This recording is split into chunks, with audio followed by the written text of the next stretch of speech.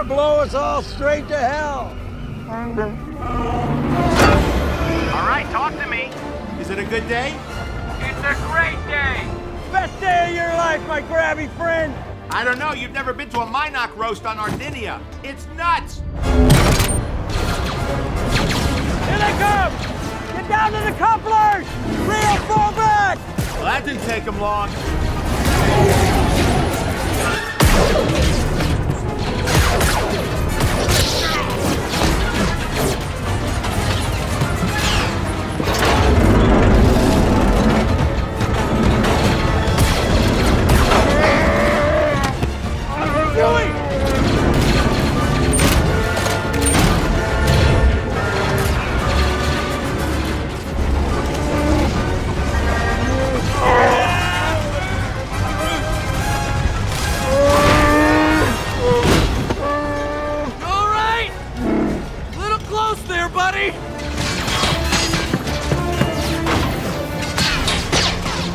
What's the hold up?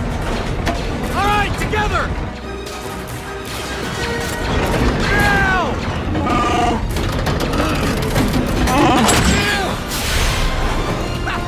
All right!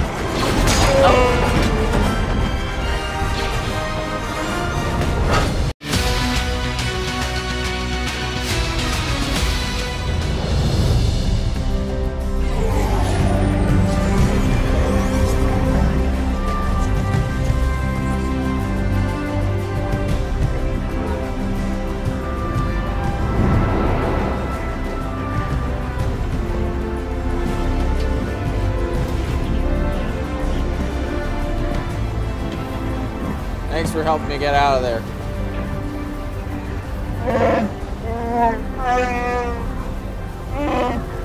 No, they only took you because of me. Hey, I got us a real sweet deal here. We do this one job with them, we make some real money, and then we're free. When's the last time you could say that? Been a while for me too. So what's your name anyway? Chewbacca? Alright, well, you're gonna need a nickname, because I ain't saying that every time.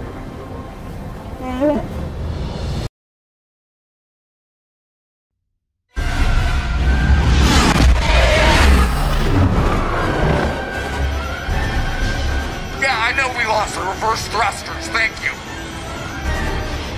Not ejecting, I can make it back to the docking bay. You know what, this conversation's over. Right.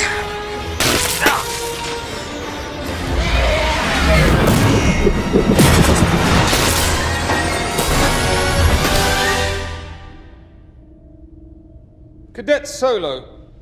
Still can't decide if you're brave or stupid. Well, I'd like to think I'm a little of both, sir. Moff. Sir Moff. It's Commodore. And if you think smartass is the way to go here, you're sorely mistaken. Commodore. Fellow Imperials, if you'll allow me. Onyx 2 was flanked by headhunters. If I'd followed Command's directive and returned to formation instead of going after him, he'd be dead now. No place for maverick heroics in his Emperor's Navy. I'm not trying to be a hero, Commodore. Trust me. Well, congratulations. You're not one. This tribunal, me in particular, finds you guilty of disobeying a direct order, and you are hereby reassigned to the infantry. Report for immediate transfer to Mimban. Oh. I thought that was going to be way worse. And roughly when do you think I'll be able to fly again, Commodore? Oh, we'll have you flying in no time.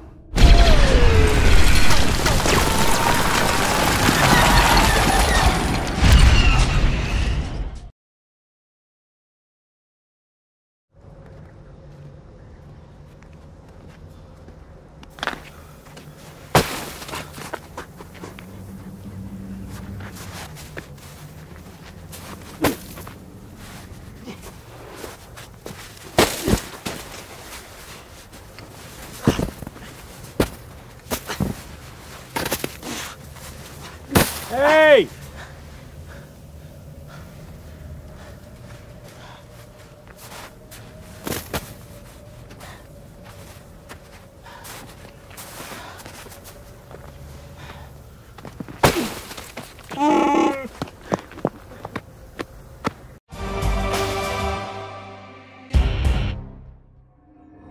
Usually in situations like this, I like to turn in the opposite direction. Yeah.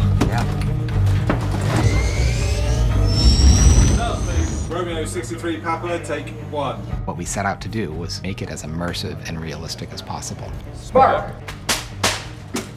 The special effects department actually built this rig so it could spin and turn and rattle, and then Industrial Light and Magic created the media that would go around this wraparound screen, and it was completely photorealistic, and it was high enough quality that the camera could photograph it directly. And on set, we had multiple projectors that were all lined up, so the shots you see on the set is actually what you see in the film.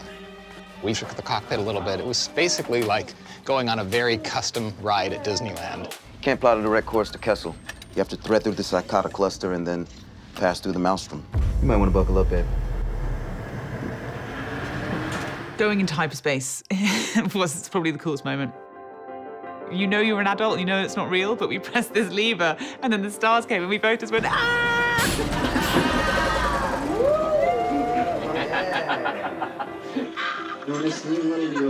For a second, I really believed I was going into hyperspace.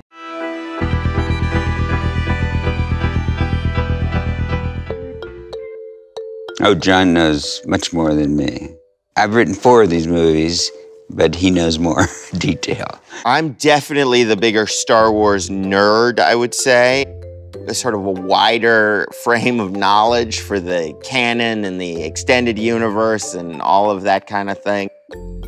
He's very funny about it. He thinks it's sort of charming and pitiful that I don't know some basic facts. There's a whole group of movies I know almost nothing about, and he's seen those. He's a purist, and more of a purist than me.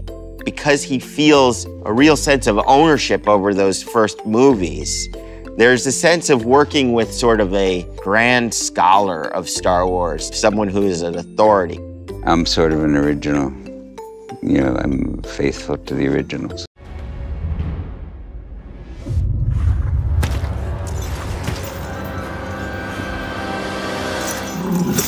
He's introduced as a man-eating beast with this massive roar.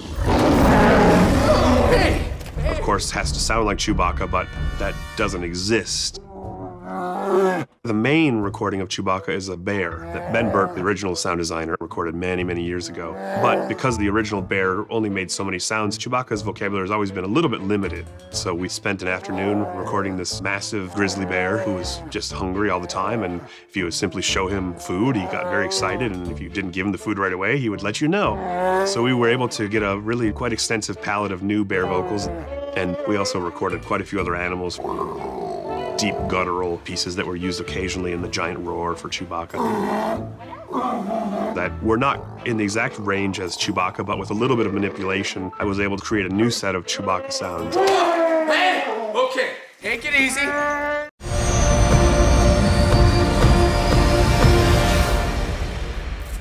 The Falcon in this film is brand new, which is, you know, really cool to see.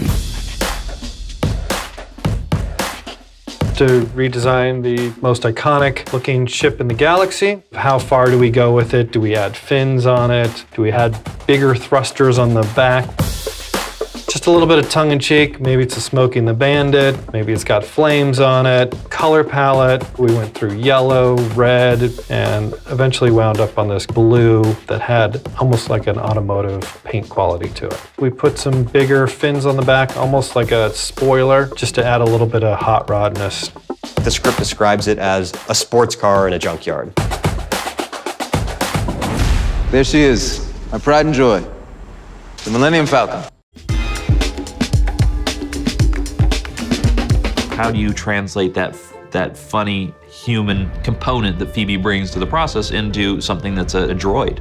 And the method we settled on was actually having Phoebe in a suit, but the suit kind of fits around her. And then digitally, we're going to erase the parts of her that don't belong in the final design and replace them with digital parts. But the parts you see that she can wear For many of those shots, those are actually going to be in the film. So it's this really nice collaboration between the costumes team, who developed Phoebe's costume, and the visual effects team, who developed everything inside there, all the digital parts that go inside her and actually make her look like she actually works.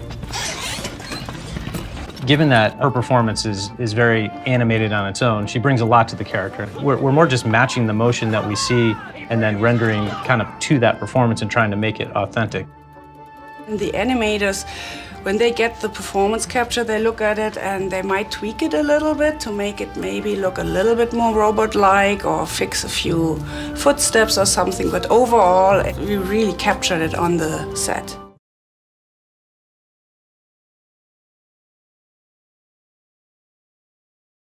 Hey guys, don't close out yet, stick with me as I have some cool out of this world behind the scenes movie facts. During filming, actors like to get in the zone with their character, but sometimes they can take it too far. While filming Guardians of the Galaxy, they had to do several takes of some scenes because Chris Pratt kept making pew-pew sounds when he fired his ray gun. It also seems that Ewan McGregor had the same problem while filming Star Wars Episode 1, The Phantom Menace. He kept imitating the noise of the lightsaber during his fights. George Lucas explained many times that this will be added in by the special effects people later on. Pew, pew, pew, pew. Oh, sorry, yeah, you are going to add that later. Yeah, sorry. Okay, so if you haven't already done it, subscribe and click the notification bell to keep up to date on all the latest trailer releases. Bye!